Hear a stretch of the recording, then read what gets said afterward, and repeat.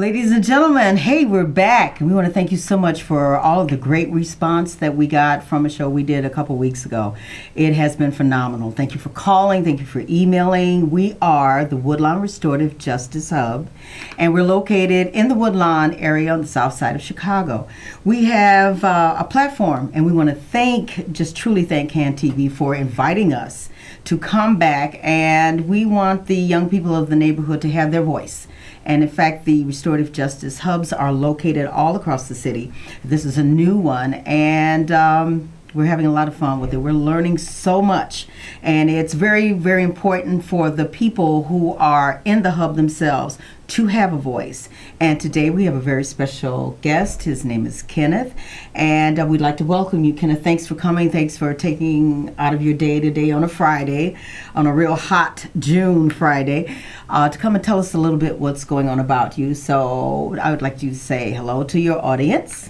Hello, how you all doing? That's great. I'm sure they're doing great. Listen, we want you to tell us a little bit about yourself. You're in this new Woodlawn Restorative Justice Hub, and you've been in about 6 weeks or so, right? Right. And can you tell us a little bit about how it's affecting you and what you've learned, and just a little bit about what's going on, and has this improved your life any kind of way? Let us find out first about the hub, a little bit about you, and then we want to talk about what's going on in your neighborhood. The Woodlawn Restorative Justice Hub has helped me build connections, come together, just to be able to for a bigger cause. Just being able to be with people I'm with every day, and to do something positive with them. That means a lot. Every day.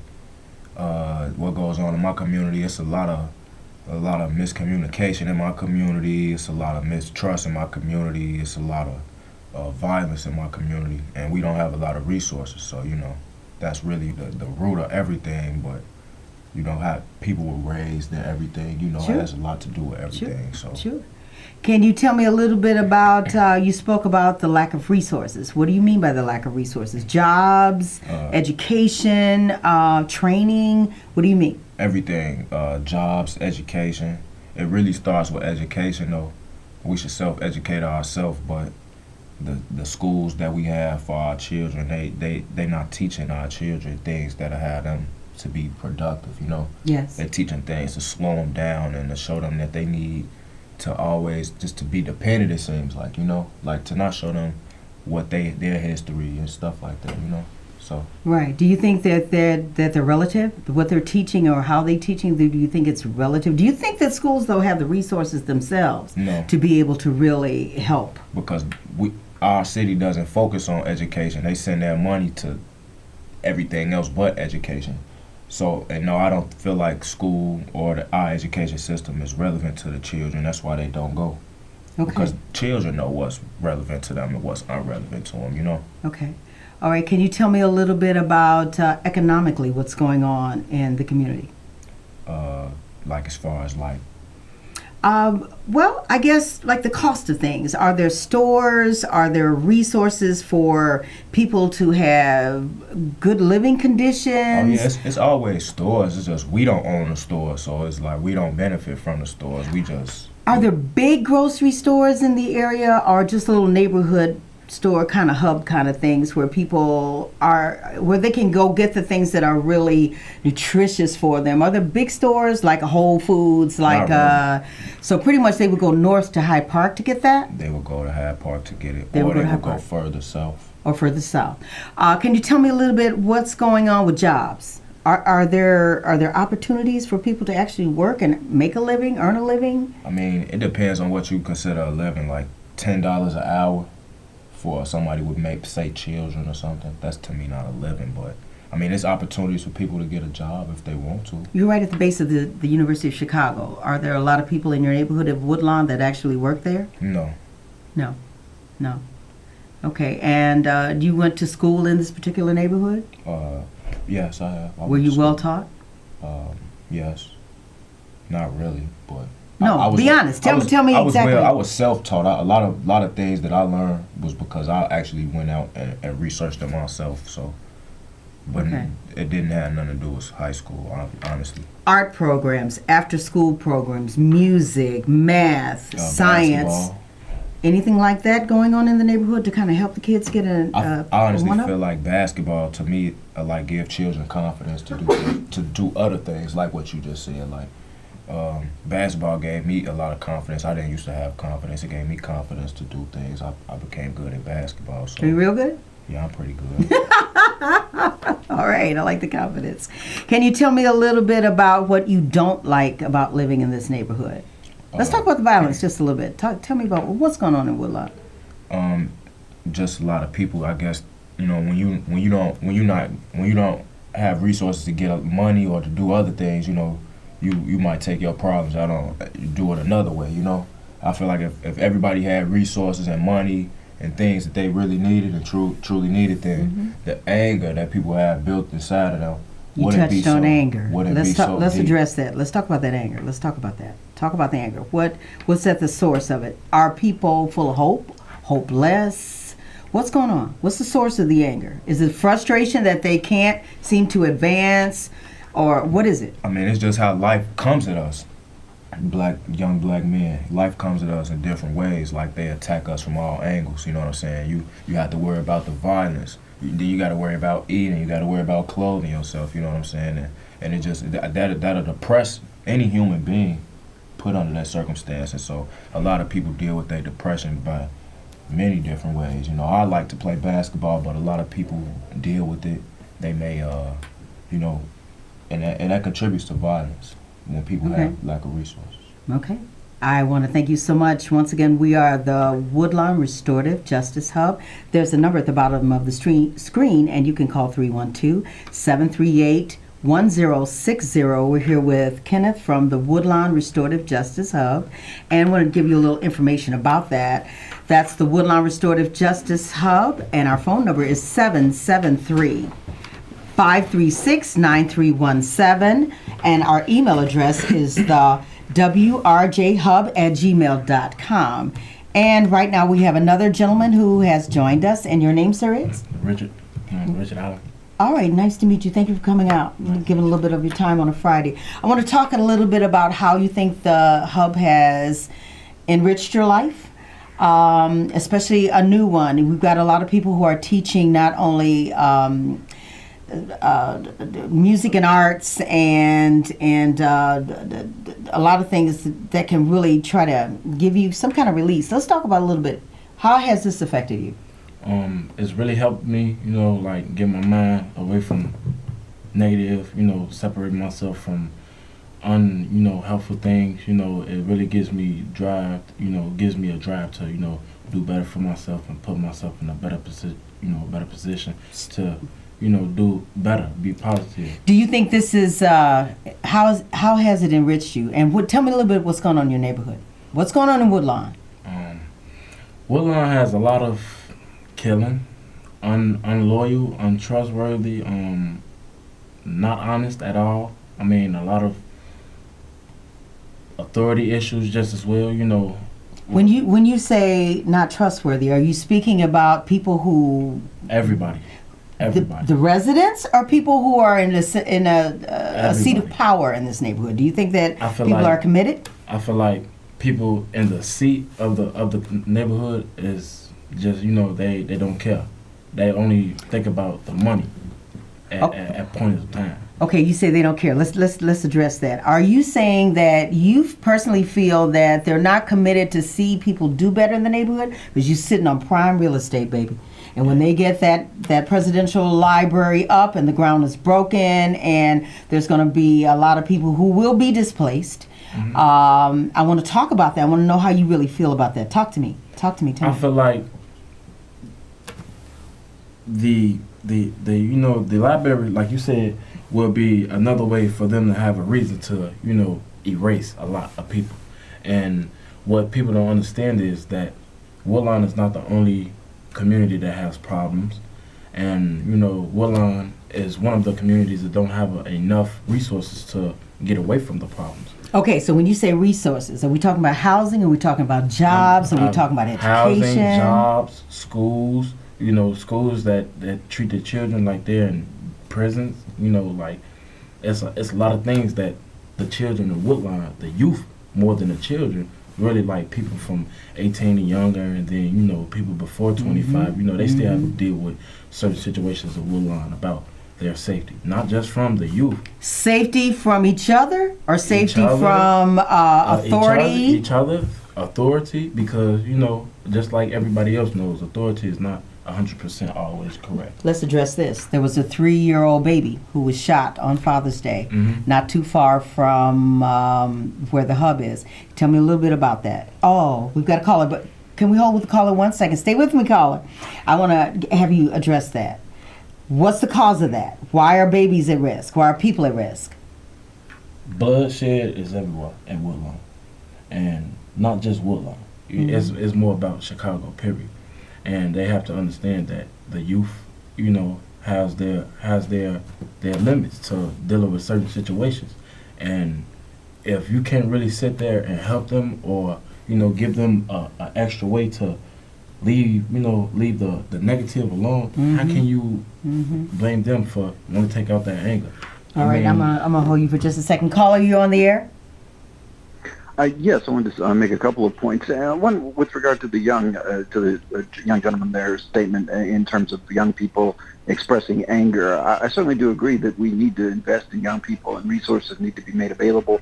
But at no point is it an excuse such that, I don't have an after-school program, or I don't have somewhere where I can spend my time, so therefore I'm going to pick up a gun and shoot somebody. I'm sorry, I can't get from that point A to that point B. Well, let me address that, and thank you for holding on for a second there. That is not what he said. He said that a lot of people are addressing or releasing their anger in certain ways, but that's not what he said. He's not saying because there are no, let me finish, sir. He's not saying that because there are not resources to do things, kids might get drawn into something that they don't want to deal with. He's not saying that that's why they're picking up guns. I think a lot has to do with jobs and opportunity in that neighborhood, and I'll let him address that himself. So would you like to address the call? Well, yes, but you can finish, caller. He wanted to kill another individual. And are you done? No, that's my point. I mean, this notion that somehow that, again, not having adequate resources, we historically in this country, we can go through long periods of history, I mean, especially after the post-Civil War, in which the African-American community was denied exponentially more than it's denied today, yet its rate of crime and antisocial behavior was far less. So the idea that not having everything that ideally one should have in the community leads to one picking up a gun, a knife, or committing violence or antisocial behavior just isn't there historically. Again, I don't think that's the cause of it, but I'm going to let him address this, and we're going to go to the next caller. Okay. If you'll address that quickly for him, I think he's missing the point. I'm gonna explain to you the best way I can. I don't want to make you feel like any other type of way, or not explain to you the best way I can, but how we see it and how I see it as being a youth from Woodlawn and Chicago, and being a part of seeing a lot of violence. I think that certain people like you who may not or might have power, to help other students and help children just as well, you don't take time into paying attention, and you don't take time into paying attention to what we care about the most. It's always, oh well, he can go to school and he can do this just like everybody else. And it's not always that, because everybody was not born with a silver spoon in their mouth. And there are people existing in neighborhoods all over the country, not just the city of Chicago, who don't even have their basic needs. A lot of kids going to school hungry. A lot of kids don't even see their parents, don't have anybody to give them any kind of guidance. I think that's at the root of it. But thank you, caller. Thank you very much for your call. And right now we're going to give you some information about us. We are the Woodlawn Restorative Justice Hub, and that telephone number is 773-536-9317. And that email address is WRJHub@gmail.com. Once again, we're back with Kenneth. Thank you, Kenneth, for coming back. You want to talk a little bit about what that caller said? Just to elaborate on what he was saying. He said, to me, it seemed like he basically said the children are making an excuse because they have lack of resources, so they turn to violence. That's kind of what I got. But just to speak for the children, they don't turn to violence because it's not to justify, but our children are confused. It's not just the violence; it's the miseducation. You know what I'm saying? When you miseducate someone, you know, and then say what they're doing is wrong. I mean, there's no such thing as a wrong student. It's only bad teacher. So, excuse me. I want to talk a little bit about what life is like. Think of some of the kids in your neighborhood who have lack of guidance, who have parents who aren't actively there, or some don't even know their parents. They're floating in and out of the system. I want to talk a little bit about that. I want to talk what it's like to be hungry. I want to talk about whether or not you don't know if you're going to be or see your mom and dad ever again. You're floating in and out of the system. See, the thing that really gets me is they took arts and they took a lot of math and science courses out of the school. There's nothing for the kids to do. So they're looking up to older individuals to give them some kind of guidance because mom and dad aren't or maybe possibly cannot give them the guidance that they need. So yeah, they're misguided too. And I don't mean babies raising babies. I'm talking about people who have been just so totally oppressed that they don't even know how to function. So therefore they can't teach their kids how to function. Let's talk about the kids. What do you see kids doing in your neighborhood? Who are they looking up to? Us, me. They're looking up to your generation. And what's your generation doing? For the most part, nothing. And why are you doing nothing? Too much entertainment. Too much entertainment. Too much entertainment, or the lack of some kind of resource. The lack of wanting to do. The lack of wanting to be more.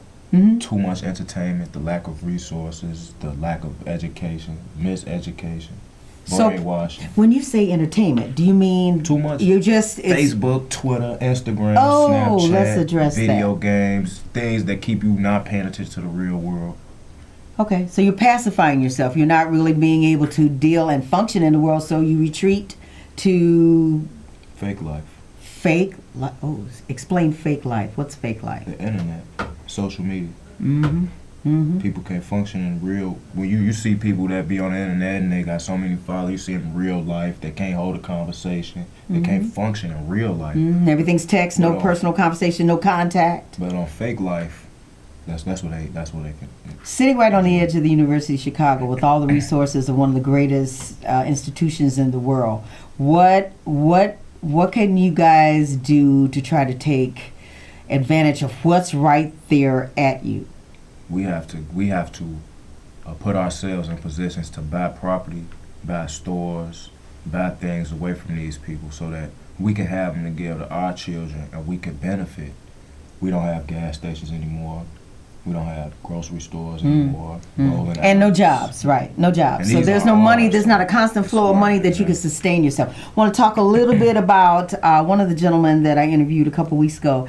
Said that some of the older guys are teaching boys 5 to 6 years old to maybe 6th grade how to pop clips in the guns and do stuff like. Talk about that. Talk about who's showing the kids what to do. Who's dealing with that? Television shows children how to be, how it influences them to be a certain way, to want to be a certain way. Some of the gentlemen you grew up with, how young were they when they got into that life? Ages vary, you know. Give me a general span. Maybe 12. 12? 11. So 5th, 6th grade guys are getting in a position to try to protect themselves. Exactly. From life. That's very that's usually how boys are when they would come in. They want to put themselves in a position to be able to protect themselves and their family. Is it about protecting yourself and the family, or is it about running havoc on the neighborhood? No, what's it about? Protecting your family, protecting your mother. You just asked the question about the child. Yeah. It's to protect your family. It's that real. Wow, and it's that crucial. So we all need to get together and try to find a way to change this. Once again, we are the Woodlawn Restorative Justice Hub, and our phone number is 773-536-9317. Our email address is wrjhub@gmail.com. I just want to bring you back just for a second, ladies and gentlemen. We're going to have Richard talk to us a little bit. I want to talk about the kids. What are the kids looking at? The kids is really looking at the role models. And we don't have real role models. So when they say role models, you have to think about it. A role model is somebody who's going to, show the kids from right or wrong and to lead. Want them to follow by example, right? Who's leading? The blind. You cannot blind lead another blind person. because you will have no destination. Oh, whoa. So you're saying in actuality, they're looking up to people who have not. Everybody is not always stable to do how they speak. Now, certain people might be like, well, I'll show you how to do this, or I can help you with this. But how can you help me with certain situations you can control yourself? You have to use your own mind to get yourself together before you try to put somebody else in check. So you've been asked this 1,000 times. In fact, when I had an interview with you earlier in the week, you said you are tired, sick and tired of being tired of people asking you, how can we help? So tell everybody right now how they can help. I mean, to speak on that, I said it to say, I get tired of hearing people be like, well, what can we do to help you all? What resources can we put out here for you? Or what can we do to help me help you? So when you ask me, what can you do to help me help you? You have to think about it. What have you done that wasn't right? And what have I done that you haven't seen me, that wasn't The right? good that you've done. Exactly. Let's clarify that, because that's something that knocked me back when you said it. And you always see the bad, but you never praise the good. And never. And you know how like you see it on, okay. Just You want to take a caller? Yeah. Caller, we got to do this really quickly. Are you on the air? Hello. Hello. Hi. Thank you very much for taking my call. I've been wanting, and I have a question.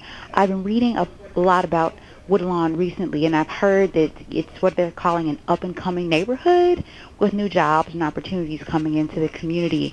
And I was curious to know if the residents are actually going to be the ones, the current residents, that is, to benefit from these new opportunities, and if they're the ones starting the businesses and turning the neighborhood around. You want to take this? I see you jumped in. I mean, caller, can you hear me?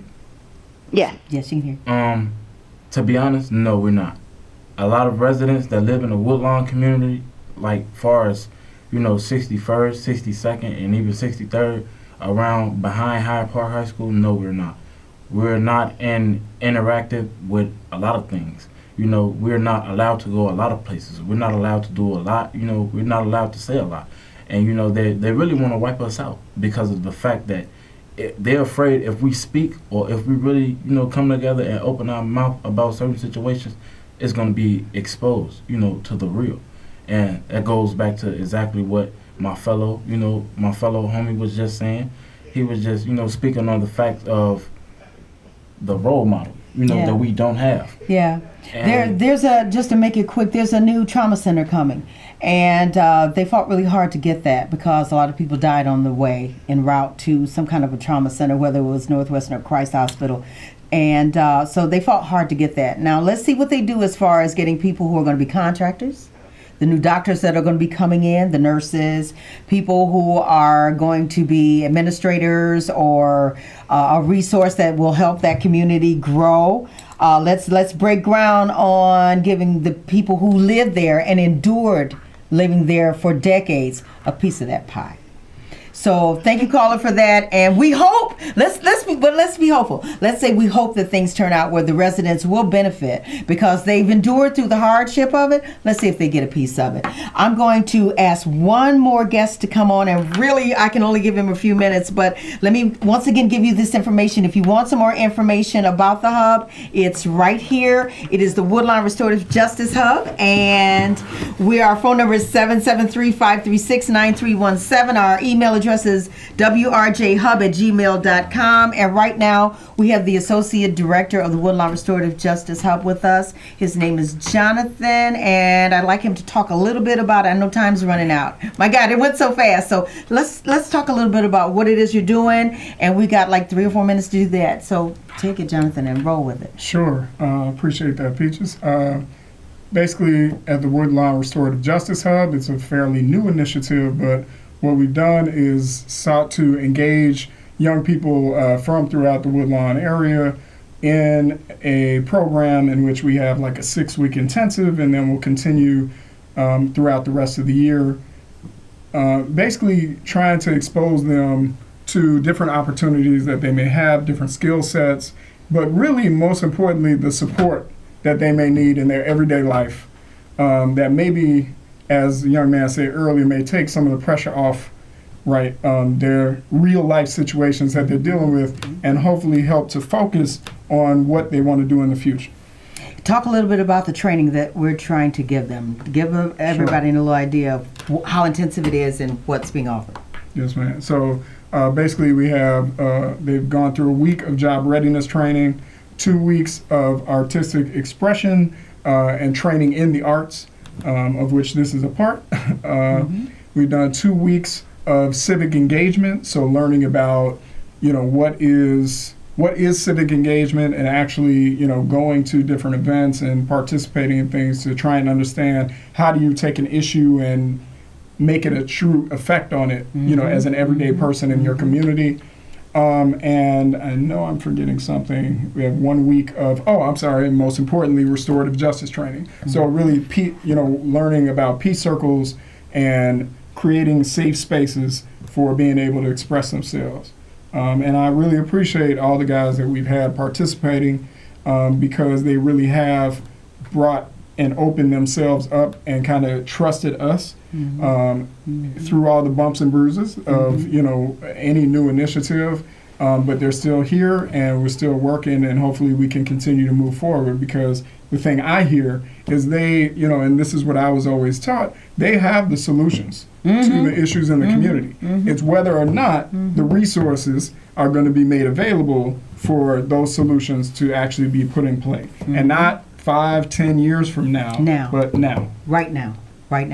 Wow, we want to thank you so much for that. How long has this been going on? And you said something about continuing to the end of the year. We'll be working with the same participants and trying to get them placed in city colleges and other things. Talk a little bit about that. Sure. Yeah, so another part of the initiative is definitely ongoing case management, as well as, so working with them on educational goals, career goals, where do they want to go with their lives from this point, and how can we help them to get there. We also will be doing, we have mentors for all the participants, and these are for the most part community residents who have decided that they want to help support the young men, so they're doing things with them outside of the program and engaging them. And we're also working to engage any parents, families, or just somebody close with them, so that they also know what we're doing and they can possibly figure out how to help support what we're doing with the Woodlawn initiative. So yes, we'll be engaging the same participants throughout the year, but also, in hopes that we're able to get more resources so we can engage even more young people. Ladies and gentlemen, we're on the ground and we're running. We have a lot of participants who have a wealth of talents, a huge amount of intelligence, and the go-get-itness, and we want to show them something a lot different. If you have any questions about how to become a part of this, or you want to learn a little bit more about it, we are once again the Woodlawn Restorative Justice Hub. Our telephone number is 773-536-9317, and our email address is WRJHub@gmail.com. I want to say thank you, KNTV. You went above and beyond the call of duty to help us. A special shout out to Amari, who was open-armed, just whatever we needed, just really there for us. We want to thank you, KNTV, and we promise to be back and give you more information. Once again, we are the WRJ Hub in Chicago. If you have any questions, please give us a call, look us up, come participate. Let's save these babies and get them on the one. Once again, thank you very much.